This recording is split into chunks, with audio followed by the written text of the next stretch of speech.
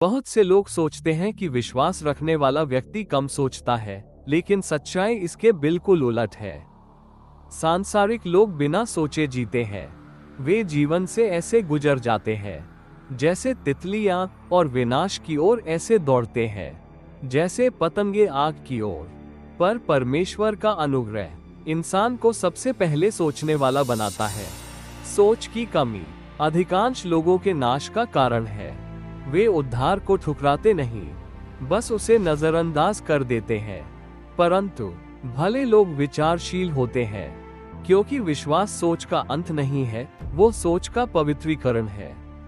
जब यीशु ने कहा चिंता मत करो, तो उनका अर्थ यह नहीं था कि सोचना बंद कर दो। उन्होंने चिंता को मना किया, बुद्धिमानी को नहीं।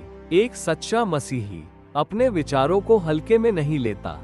दुनिया कर्मों को देखती है, पर संत विचारों से डरता है, क्योंकि लिखा है, जैसा मनुष्य अपने मन में सोचता है वैसा ही वह होता है।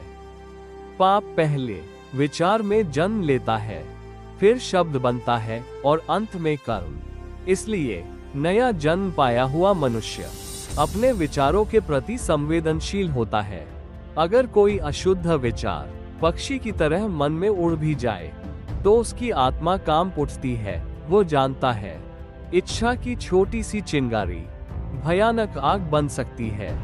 इसलिए वो प्रार्थना करता है, हे परमेश्वर, मेरा विवेक जागृत रख जब पाप निकट हो। और यही कारण है कि सच्ची खुशी धन, पद या वैभव से नहीं आती। कई लोगों के पास सोना चांदी नहीं, फिर भी वे सुखी हैं, क्योंकि उनके विचार स्वर्ग से भरे हैं। और कई लोगों के पास राजमहल है, फिर भी उनके भीतर नरक है, क्योंकि उनके विचार अहंकार, ईर्ष्या और असंतोष से भरे हैं। यदि हमारे विचार यीशु में विश्वास, स्वर्ग की आशा और मनुष्यों के प्रति प्रेम से भर जाएं, तो हम धरती पर ही स्वर्ग का अनुभव कर सकते हैं। इसलिए अपने विचारों की रखवाली करो, क्योंकि जीवन के सारे स्रोत हृदय से निकलते हैं। और धन्य है वो मनुष्य जो कह सकता है, मेरे अनेक विचारों के बीच भी तेरे दिलासे मेरी आत्मा को आनंद देते हैं।